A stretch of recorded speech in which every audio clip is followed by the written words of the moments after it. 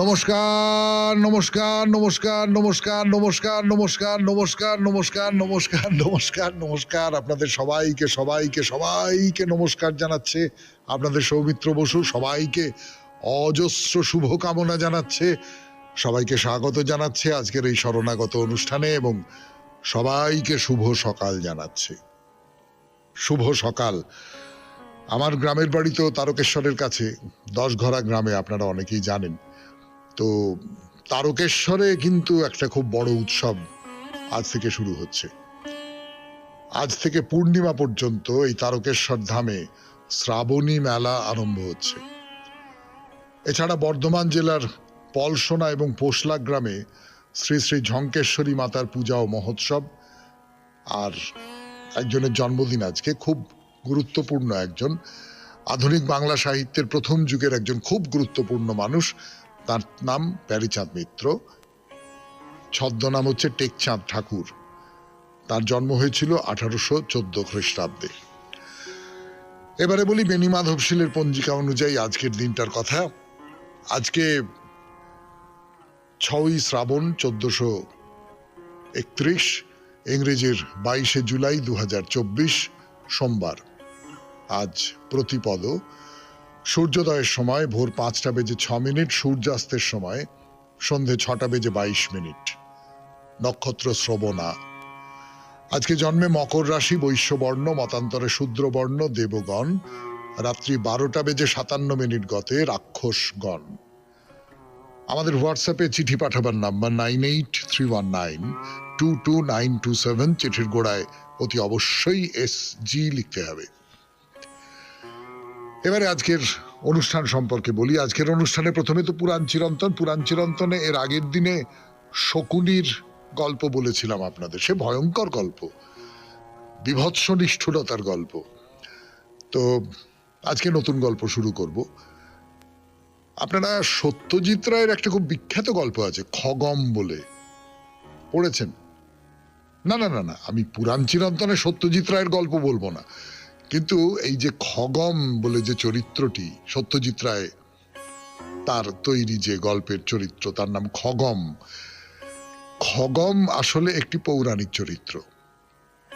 এই খগমের একটি গল্প শোনাবো আপনাদের, খগম এবং তার বন্ধুর গল্প, এবং তার সঙ্গে আরো অন্য চরিত্র আসবে নানান রকম, সেসব যথাসময়ে প্রকাশ করা হবে। তারপরে স্বামী বিবেকানন্দের রচনা থেকে পাঠ। রচনার নাম প্রাণায়াম। প্রবন্ধটি শেষ করব আজকে, শেষ অংশটুকু পড়ে শোনাবো। তারপর কথামৃত থেকে পাঠ, অতঃপর আপনাদের চিঠিপত্রের উত্তর, এবং শেষে বাইরে দূরে। 92.7 বিগ FM এ শরণাগত অনুষ্ঠান শুনতে বসেছেন আপনারা। এখন একটু গান শুনুন, গানের পর আবার কথা পুরাণ চিরন্তন। গানের পর ফিরে এলাম পুরাণ চিরন্তন। খগমের কথা বলেছিলাম আমরা, কিন্তু সহস্রপাদের কথা বলিনি। খগম আর সহস্রপাদ দুই বন্ধু, খুব ঘনিষ্ঠ বন্ধু, দুজনেই ঋষি। কেউ কাউকে ছেড়ে থাকতে পারে না, সব সময় তারা একসঙ্গে মিলে আছে। খাওয়া, গল্প, ধ্যান, তপস্যা, এই নিয়ে দুজনে আছে। কিন্তু এই দুজনের স্বভাবের মধ্যে একটা বৈপরীত্য আছে। দুজন দু রকমের। সহস্রপাদ একটু ছটফটে মতন, চঞ্চল, সবসময় ছুটোছুটি করছে, নানান রকমের দুষ্টু মতলব তার মাথার মধ্যে ঘুরছে। এই রকমের এক ধরনের চঞ্চল মতি ছেলে থাকে না, সহস্রপাদ তাই। যদিও ঋষি বালক, কিন্তু এইরকম ছটফটে ব্যাপার আছে। মানে প্রাচীনকালের মুনি ঋষিদের আশ্রমে যে সমস্ত ছোট ছেলেরা থাকতো আশ্রমবাসী হয়ে, আশ্রমিক হয়ে, তারা যে সবাই খুব শান্ত সুবোধ বালক ছিল এরকম মনে করবার তো কোনো কারণ নেই। ও সহস্রপাদও সেই রকম একজন। আর উল্টো দিকে তার বন্ধু খগম, সে খুব শান্ত, খুব ধীর স্থির, খুব নিবিষ্ট হয়ে তপস্যা করে, ধ্যান করে, এই সমস্ত, এইটা তার স্বভাব। মানে দুজনে বিপরীত মেরুর। আর বিপরীত মেরুর দুজন মানুষের মধ্যেই তো বন্ধুত্ব হয় সবচেয়ে বেশি, তাই না? তো এই খগম এবং সহস্রপাদ, এই দুজনের মধ্যে খুব বন্ধুত্ব, এবং ঝগড়াও কম নয়। সহস্রপাদও কোনো একটা দুষ্টুমি করলো, খগম খুব রেগে গেল, এইরকম করে। আবার সহস্রপাদ যখন এসে খগমকে বললো, এই কি ঘরের মধ্যে দিন রাত্রির বসে থাকা, আমি নদীর ধারে একটু ঘুরে আসি। আরে সূর্যাস্ত হচ্ছে, এমন অপরূপ দৃশ্য সবসময় মেলে, দুজনে মিলে দেখবো, একটু পরেই তো আবার ফিরে আসবো, ধ্যান ধর্ম চিন্তা যা করবার করা হবে, একটু সূর্যাস্ত দেখে আসি। তো খগম হয়তো বললো যে না, আমার এখন ইচ্ছে করছে না, আমারও সব ভালো লাগে না, আমি ঘরে বসে আমি ধর্ম চিন্তা করি, সেটাই আমার বেশি সুখের কারণ। এইরকম সব হয়। সহস্রপাদ যা প্রস্তাব করে খগম সেই সমস্তগুলো বাতিল করে দেয়।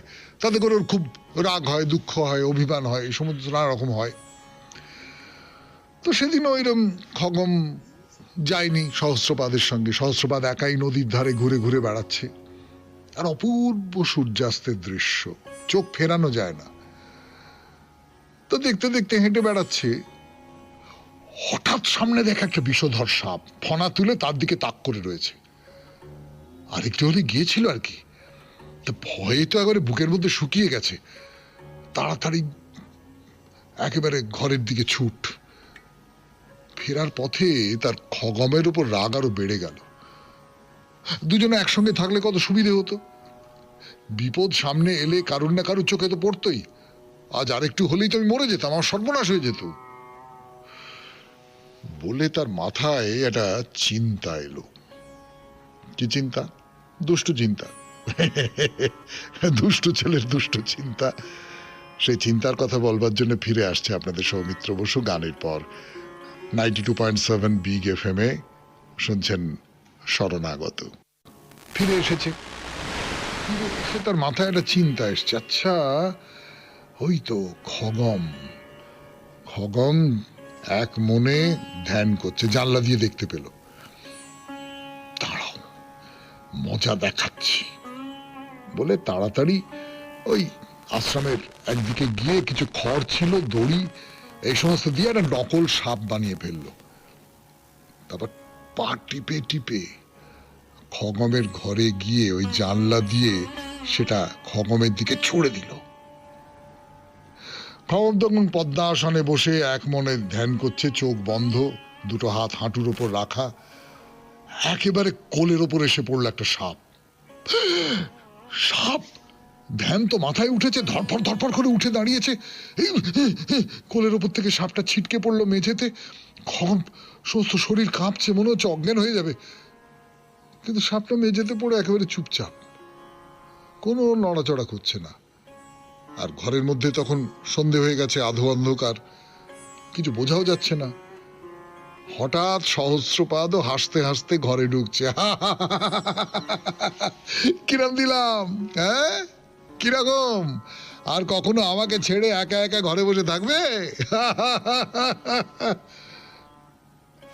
হাসতে হাসতে ঘরে ঢুকে সাপটাকে হাতে তুলে নিল। খগম দেখলো দড়ি আর খড় দিয়ে বানানো একটা নকল সাপ। আধো অন্ধকারে বুঝতে পারেনি, আর ওরম গায়ের উপর এসে পড়েছে তো ভয়ঙ্কর ভয় পেয়ে গেছে। ধরে যেন তার প্রাণ ফিরে এলো। সহস্রপাদও এমন করে তাকে ভয় দেখিয়েছে, খুব রাগ হলো। আমি ভয়ে প্রায় মরেও যেতে পারতাম। রাগের মাথায় এসে 7-5 না ভেবেই অভিশাপ দিয়ে বসলো। কি অভিশাপ বলবো না, মানে আজকে বলবো না, বলবো আগামীকাল, যাতে আপনারা ঠিক ভোর 5টায় রেডিওটা খোলেন গল্পের পরের অংশটা শোনবার জন্যে। 92.7 বিগ FM এ পুরাণ চিরন্তনের পরে এবার স্বামী বিবেকানন্দের রচনা থেকে পাঠ। রচনার নাম প্রাণায়াম। স্বামী বিবেকানন্দের রচনা থেকে পাঠ 92.7 বিগ FM এ আপনারা শুনছেন শরণাগত। মনকে একাগ্র করা ও বিযুক্ত করা, এই দুই ক্ষমতাই আমাদের থাকা প্রয়োজন। যে ব্যক্তি এই দুইটিতেই নিপুণ, তিনিই যথার্থ মনুষ্যত্ব লাভ করিয়াছেন। সমগ্র বিশ্ব ব্রহ্মাণ্ড আছাড় খাইতেছে শুনিলেও তিনি দুঃখিত হইবেন না।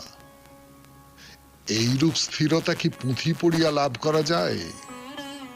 রাশি রাশি বই পড়িতে পারো, শিশুর মাথায় এক মুহূর্তে 15,000 শব্দ ঢুকাইয়া দিতে পারো, যত কিছু মতবাদ, যত কিছু দর্শন আছে সব তাহাকে শিখাইতে পারো।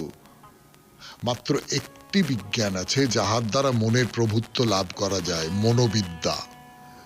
প্রাণায়াম হইতেই ইহার আরম্ভ।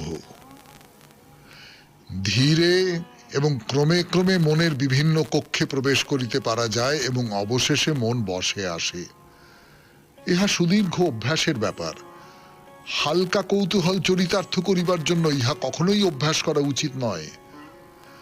যাহার যথার্থ আগ্রহ আছে সে একটি নির্দিষ্ট প্রণালী অনুসরণ করে।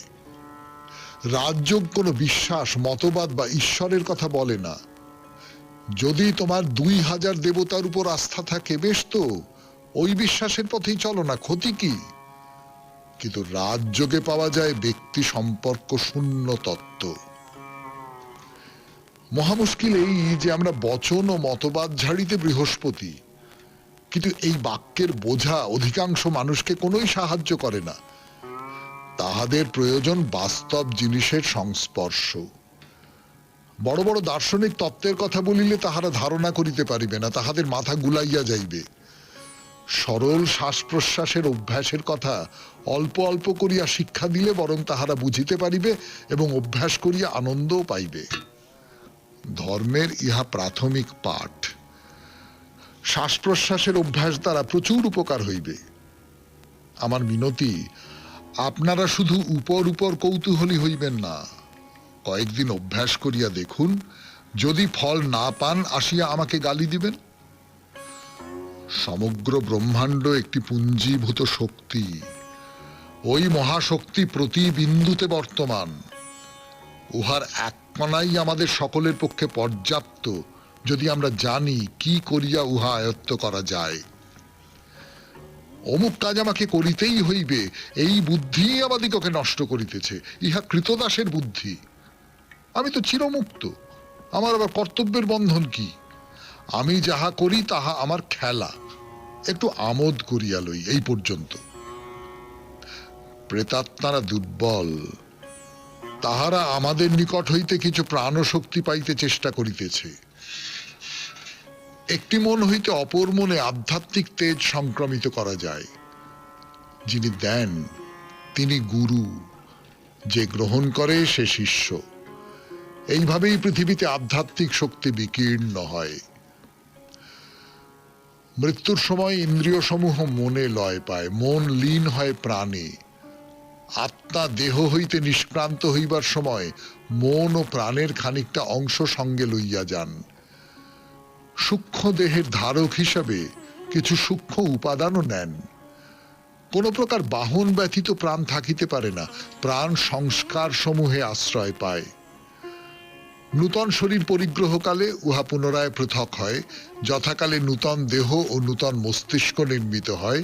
আত্মা উহার মাধ্যমে পুনরায় অভিব্যক্ত হন। প্রেতাত্মারা শরীর সৃষ্টি করিতে পারে না। তাহাদের মধ্যে যাহারা খুব দুর্বল, তাহারা যে দেহত্যাগ করিয়াছে তাহাই স্মরণ করিতে পারে না। তাহারা অপর মানুষের শরীরে প্রবেশ করিয়া পৃথিবীর কিছু ভোগ ও সুখ লাভ করিবার চেষ্টা করে।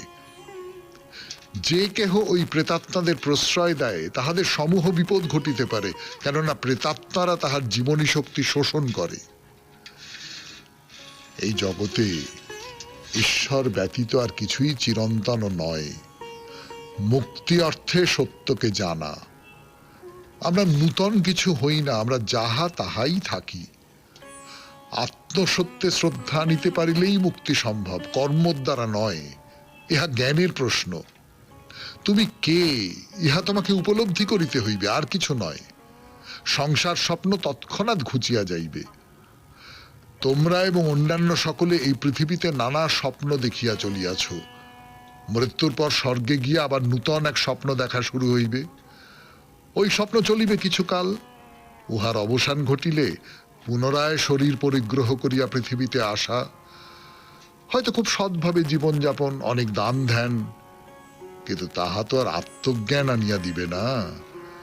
প্রকৃত দান অর্থে হাসপাতাল নির্মাণ নয়, ইহা আমরা কবে বুঝিব? বিজ্ঞ ব্যক্তি বলেন, সকল বাসনা আমা হইতে চলিয়া গিয়াছে, আমি আর ক্রিয়াকাণ্ডের মধ্যে যাইব না। তিনি তত্ত্বজ্ঞানের প্রয়াসী হইয়া কঠোর সাধনায় লাগিয়া যান। অবশেষে একদিন দেখিতে পান এই জগৎ বৈচিত্র্য কি মিথ্যা কল্পনা, কি দুঃস্বপ্ন, আর স্বর্গ বা লোকান্তরের প্রসঙ্গ আরো নিকৃষ্টতর ফাঁকি। তখন তিনি হাসিয়া উঠেন। শুনলেন স্বামী বিবেকানন্দের রচনা থেকে পাঠ 92.7 বিগ এফএম এ শরণাগত অনুষ্ঠানে। এরপর কথা অমৃত। গান শেষ, কথা শুরু 92.7 বিগ এফএম এ শরণাগত অনুষ্ঠানে। এখন কথা অমৃত থেকে পাঠ পাঠ করে শোনাচ্ছি আমি, আপনাদের সৌমিত্র বসু। এবং পাঠের সঙ্গে সঙ্গে যে একটা দুটো কথা মনে হয় তার সূত্র ধরে, আমি জানি না তেমন কিছু, কিন্তু সাধারণ কাণ্ডজ্ঞান থেকে, সাধারণ বুদ্ধি থেকে যে একটা দুটো কথা মনে হয়, তো সেই কথাগুলো একটু আপনাদের বলি, আপনারা শোনেন, আপত্তি করেন না, এটাই আমার ভরসার জায়গা। তো যেটা বলছিলাম সেটা হচ্ছে, ঠাকুর এর আগের দিন বলছিলাম আপনাদের যে সংসারী জীব তাদের মন ঘোলা হয়ে আছে, কিন্তু নির্মলি ফেললে আবার পরিষ্কার হতে পারে। তা এই নির্মলিটা কি? যে জলের উপর ফেললাম, ফেলে জলটা আস্তে আস্তে আস্তে আস্তে পরিষ্কার হয়ে গেল। বিবেক বৈরাগ্য হচ্ছে এই নির্মলি। বিবেক আর বৈরাগ্য এই দুটো আমাদের মনকে, এই যে ঘোলা মনটাকে স্বচ্ছ করে দিতে পারে, তাদের সেই ক্ষমতা আছে। আর বিবেক কাকে বলে, বৈরাগ্য কাকে বলে, এইটা নিয়ে দুটো কথা একটু বলি, মানে আমার নিজের যেটা মনে হয়েছে। আচ্ছা, বিবেক কাকে বলে? বিবেক মানে হচ্ছে যে, ধরুন আপনি একটা অন্যায় করছেন, আপনার ভেতর থেকে কেউ একটা বলছে যে না না না না না না, এটা কি করছো, এটা কি করছো, এটা ঠিক না, এটা অন্যায় করছো, ঠিক, ছি ছি ছি ছি, এটা আমি কি করলাম। এটি তো বিবেক। অর্থাৎ আপনার ন্যায় অন্যায় সম্পর্কে আপনার ভেতরে একটা কোনো মাপকাঠি আছে। এই মাপকাঠিটা সকলের ক্ষেত্রে সমান হয় না। এই যে চারপাশে এত সব দেখা যায়, নির্মম অত্যাচার করছে মানুষের উপর, হ্যাঁ, চুরিচামারি করছে, ডাকাতি করছে, প্রবঞ্চনা করছে, এবং করে দিব্য আছে কিন্তু, হ্যাঁ, এই সব খবরের কাগজে, টেলিভিশনে আমরা তো দেখি, এই সমস্ত লোককে দেখি, তাদের ছবি দেখি। তো এই যে করছে, তাদের ভেতরে কোনো, আমরা বলি কোনো বিবেক দংশনও হয় না। তো সত্যি বিবেক দংশন হয় না। তাদের মনের ভেতরকার ওই যে মাপকাঠিটা, সেই মাপকাঠিটা ওই রকম নেই। মাপকাঠিটা আরো অনেক বেশি স্বার্থপরতার দিকে, অনেক বেশি হিংস্রতার দিকে সরে গেছে। কিন্তু আমরা যারা সাধারণভাবে, আপনার আমার মতন মধ্যবিত্ত মানুষ, তাদের কতকগুলো নীতিবোধ আছে, তাদের কতকগুলো ন্যায় অন্যায়ের বোধ আছে, উচিত অনুচিতের বোধ আছে। সেই জায়গা থেকে কোনো কোনো ঘটনায়, কোনো কোনো কাজে আমাদের ভেতরে একটা অনুতাপ জাগে। সেই অনুতাপটাই যদি বিবেক হয়, তাহলে আমার ভেতরে ওই রকমের একটা মাপকাঠি আছে, এটা বিবেক। এটা করব না, এটা করব না, এটা করলাম, ছি। অর্থাৎ আমার ভেতরে কোনো একটা দিক নির্দেশ আছে, তাই তো। আর বৈরাগ্যটা কি আপনারা সকলে জানেন, বিরাগ থেকে বৈরাগ্য এসেছে। আমার বিরাগ তৈরি হলো এই সংসারের প্রতি, এই জাগতিকতার প্রতি, এই যে চারপাশের এই যে জীবন, এই যে বস্তুগত জীবন, সেই বস্তুগত যে জড় জীবন, সেই জীবন সম্পর্কে আমার মনের মধ্যে একটা আমি বীতশ্রদ্ধ হয়ে উঠলাম। আমার ভেতরে একটা বৈরাগ্য জাগলো।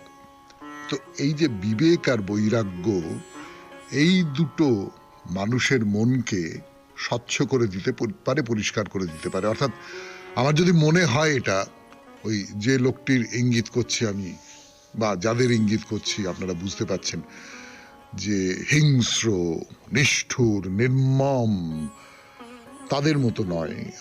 আমি কোথাও একটা অনুতপ্ত হই, কোথাও একটা আমার মনে হয় যে না, এই যে সংসার, এই সংসার ভালো নয়, অর্থাৎ আমার ভেতরে একটা প্রত্যাখ্যান আছে, সেইটা খুব জরুরি, এবং সেইটা মানুষের মনকে নির্মল করে। শুনছেন কথা অমৃত থেকে পাঠ 92.7 বিগ এফএম এ শরণাগত অনুষ্ঠানে। একটু গান শোনাই, গানের পর ফিরে আসছি আবার কথা অমৃতে।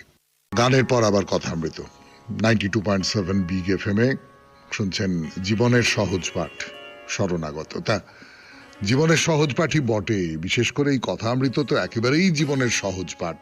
কথা অমৃত শুনতে শুনতে নিজের মানে আমি অন্তত আমার ক্ষেত্রে যেটা হয়, এই শুনতে শুনতে বা পড়তে পড়তে নিজের মনের ভেতরে যা কিছু ভাবনা চিন্তা একেবারে এই যে বাস্তব জগতের থেকে উঠে আসা যে সমস্ত ভাবনা চিন্তা, সেই ভাবনা চিন্তাগুলো চলে আসে কথামৃততে। আমি কোন পথে যাব তার একটা প্রায় সহায়ের জায়গা তৈরি হয়ে যায়। এরকম তো হয়, আপনাদের সকলের ক্ষেত্রেই হয় নিশ্চয়ই। আমার ক্ষেত্রে যখন হয়, আপনাদের ক্ষেত্রেও তো তাই হবে। আমাদের মন তো একই ধরনের, একই রকম পরিবেশের মধ্যে দিয়ে একই রকম করে বড় হয়ে উঠেছি আমরা, একই রকম ভাবনা চিন্তা করি। ব্যক্তিগত ভাবনা চিন্তার ধরন ধারণগুলো আলাদা, কিন্তু আমাদের শ্রেণীটা তো এক।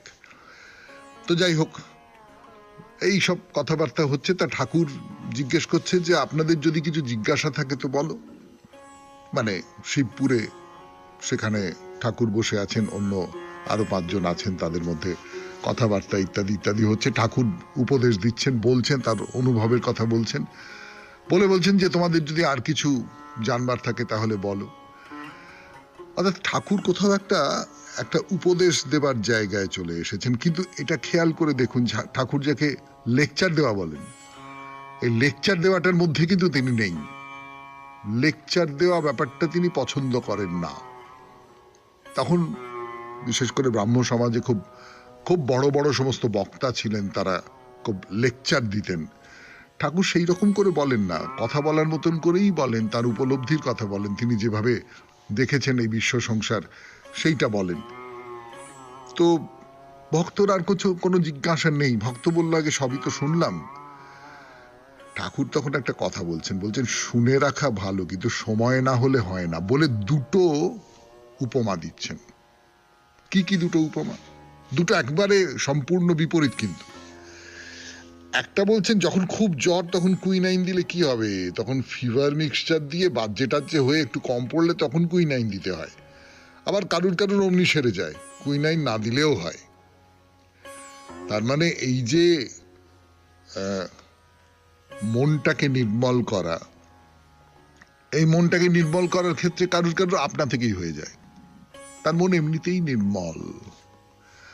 আর একজনকে জোর করে নির্মল করাতে হয়, ওই যেটা বলছেন ফিভার মিক্সচার দেওয়ার কথা, জোর করে নির্মল করাতে হয়। এই এই জোর করে নির্মল মানে আমি আমি আমি আমার মনকে শাসন করছি, আমি আমার মনকে বলছি যে না, আমি এইটা অন্যায় করছি, আমি এই অন্যায় করার বোধটা আমার ভেতরে আমি তৈরি করছি। এই পৃথিবীটা অনিত্য, এর কোনো মানে নেই, আমি এর মধ্যে ওই রকম করে বিজড়িত হয়ে থাকবার কোনো মানে নেই। আমি এইটা বলছি আমার মনকে, বলে আমি তাকে বিবেক বৈরাগ্যের দিকে নিয়ে আসবার চেষ্টা করছি। এইটা একটা হতে পারে। আর একটা কি বলছেন, এর প্রায় বিপরীত কথা বলছেন। সেই কথাটা বলবার জন্য ফিরে আসছি গানের পর 92.7 বিগ FM এ শরণাগত অনুষ্ঠানে। আমি আছি আপনাদের সঙ্গে, আপনাদের সৌমিত্র বসু। নাইনের কথা বললেন, ফিভার মিক্সচার বললেন, কারুর কারুর এমনি হয়ে যায়, সে তো হলো। আর ছেলে ঘুমাবার সময় বলেছিল মা আমার যখন হাগা পাবে তখন তুলো। মা বললে বাবা আমায় তুলতে হবে না, হাগায় তোমায় তুলবে। তোমার ভেতরে যখন সত্যি সত্যি সেই অনুভবটা আসবে তখন তুমি আপনা থেকেই জেগে উঠবে, তোমাকে জাগাতে হবে না। কাউকে কাউকে জাগাতে হয়, কাউকে কাউকে জোর করে চেষ্টা করে জাগিয়ে তুলতে হয়, সেরকম কেউ হয় না তা নয়। এই দস্যু রত্নাকরের কথা ভাবুন, দস্যু রত্নাকরকে জাগিয়ে তুলতে হয়েছিল তো। দস্যু রত্নাকর সে ডাকাতি করে বেড়াতো, তো একবার নারদ মুনিকে ধরলো, নারদ মুনি বললেন আচ্ছা ঠিক আছে, কিন্তু তুমি এই যে পাপ করছো, তোমার সংসারে আর যারা আছে তারা এই পাপের ভাগটা নেবে? এই গল্প আপনারা জানেন সকলে। তো বললো হ্যাঁ নিশ্চয়ই নেবে, আমার রোজগারে খাচ্ছে পড়ছে, সে পাপের ভাগ নেবে না কেন? ও ঠিক আছে, বাড়িতে জিজ্ঞেস করো, আমি এখানে আছি, তুমি আমায় বেঁধে রেখে যাও, বেঁধে রেখে যাও, আমি বেরোতে পারবো না জঙ্গলের মধ্যে, তুমি জিজ্ঞেস করে এসো।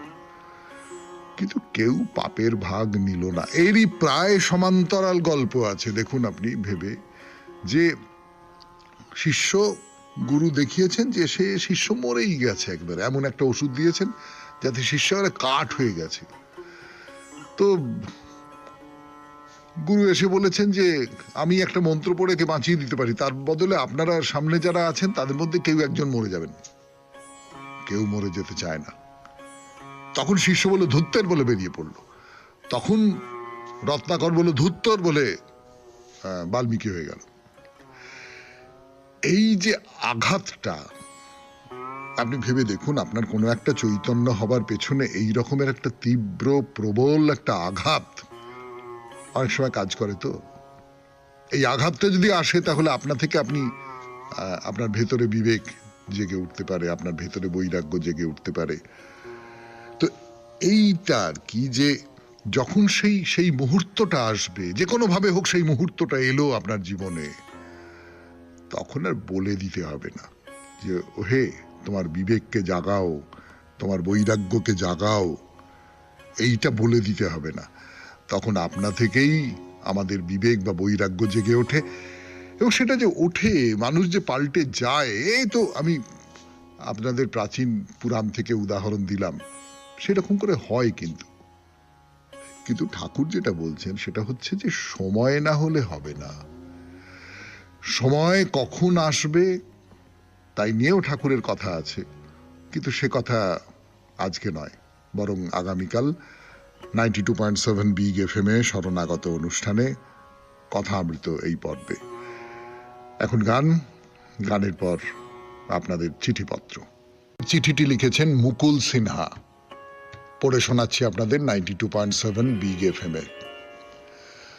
প্রিয় দাদা ভাই, চিঠি শুরু করছি আপনাকে, সকল বন্ধু বান্ধবী দিগকে ও 92.7 বিগ FM এর কলাকুশলী বৃন্দকে আমার অনেক অনেক ভালোবাসা ও শুভেচ্ছা দিয়ে।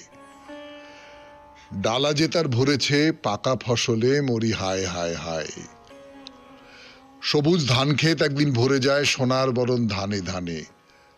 কত রং পাখির ডানায় ডানায়, প্রজাপতির পাখায় পাখায়, ফলে ফুলে। ভোরবেলায় পূব গগন রাঙা করে যখন সূর্যদেব উদিত হন, আবার দিনের শেষে দিনমণি যখন রং ছড়াতে ছড়াতে অস্ত যান, তখন সে রঙের ছোঁয়া কি লাগে না পৃথিবীর মাটির উপরে? তবে রঙের তারতম্য ঘটে ব্যক্তি বিশেষে। একই সবুজ রং কারোর কাছে গাঢ়, কারোর কাছে হালকা। এ কথা তো অস্বীকার করা যায় না যে কিছু মানুষ মনের চোখ দিয়েও অনেক কিছু দেখতে পান।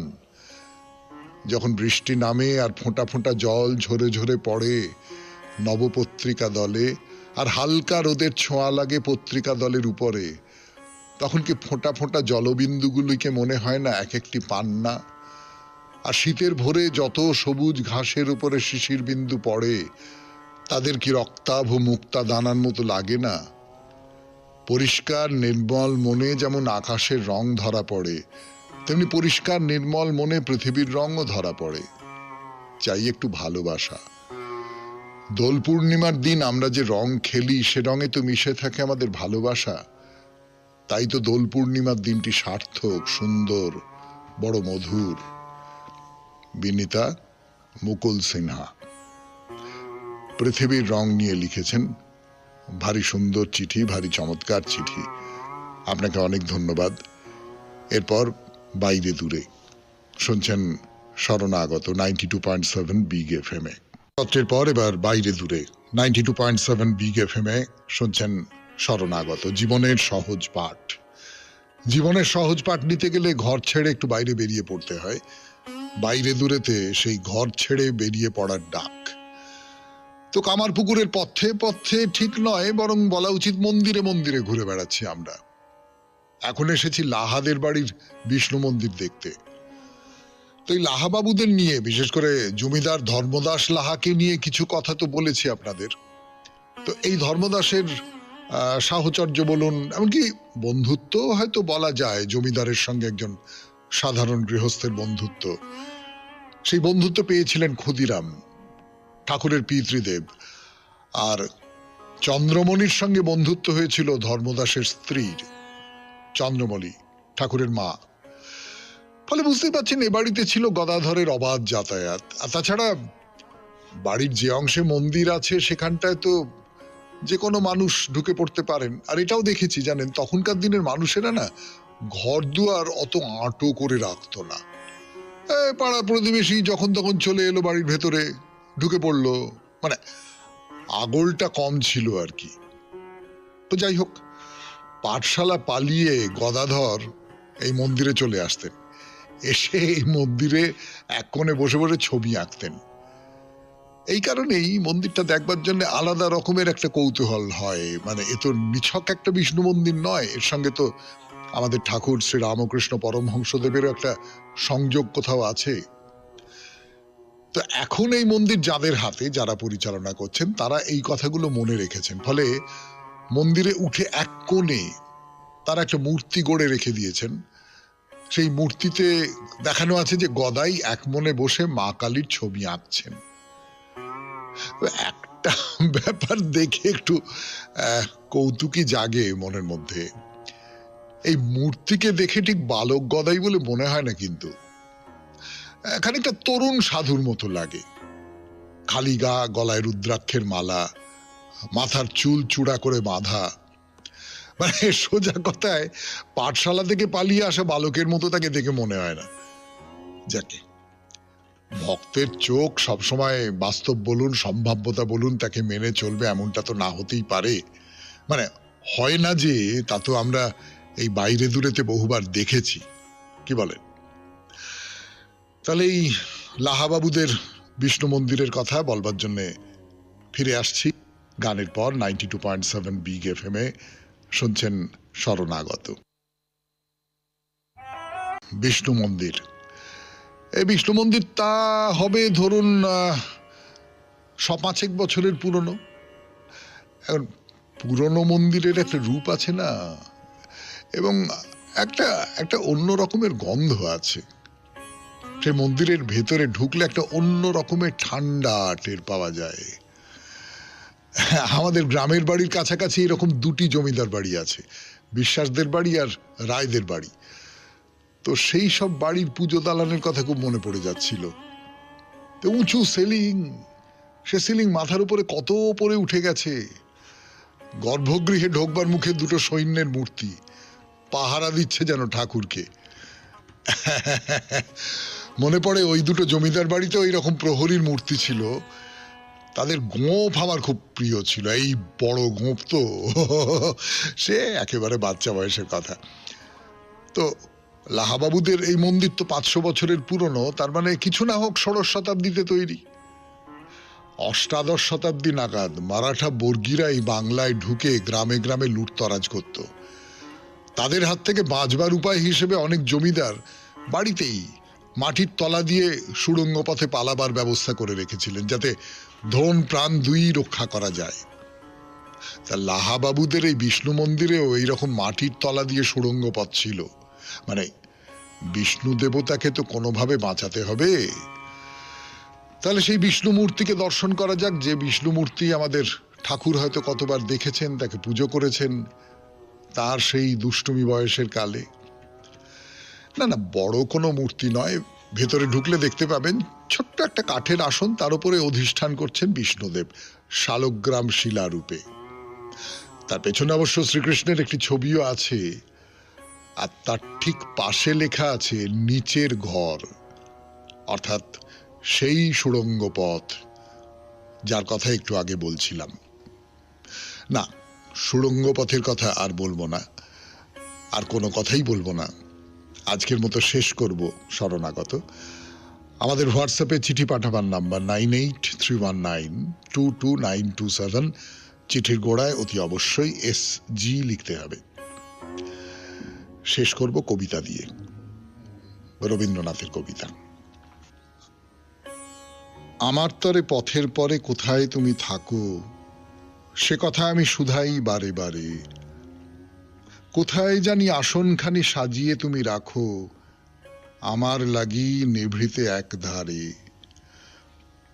বাতাস বেয়ে ইশারা পেয়ে গেছি মিলন আসে, শিশির ধোয়া আলোতে ছোঁয়া শিউলি ছাওয়া ঘাসে। খুঁজেছি দিশা, বিলোল জল কাকলি কল ভাসে, অধীর ধারা নদীর পারে পারে। আকাশ কোণে মেঘের রঙে মায়ার যেথা মেলা, তটের তলে স্বচ্ছ জলে ছায়ার যেথা খেলা। অসৎ শাখে কপোত ডাকে, সেথায় সারা বেলা তোমার বাঁশি শুনেছি বারে বারে। কেমনে বুঝি আমারে খুঁজি, কোথায় তুমি ডাকো, বাজিয়া উঠে ভীষণ তব ভেরি। শরমও লাগে, মন না জাগে, ছুটিয়া চলি নাকো, দ্বিধার ভরে দুয়ারে করি দেরি। ডেকেছ তুমি মানুষ যেথা পীড়িত অপমানে, আলোক যেথা নিবিয়া আসে শঙ্কাতুর প্রাণে। আমারে চাহি ডঙ্কা তব বেজেছে সেইখানে, বন্দি যেথা কাঁদিছে কারাগারে। পাষাণ ভিত টলিছে যেথা ক্ষিতির বুক ফাটি, ধুলায় চাপা অনল শিখা কাঁপায়ে তোলে মাটি। নিমেষে আসি বহু যুগের বাঁধন ফেলে কাটি, সেথায় ভেরি বাজাও বারে বারে। খুব ভালো থাকবেন, আনন্দে থাকবেন।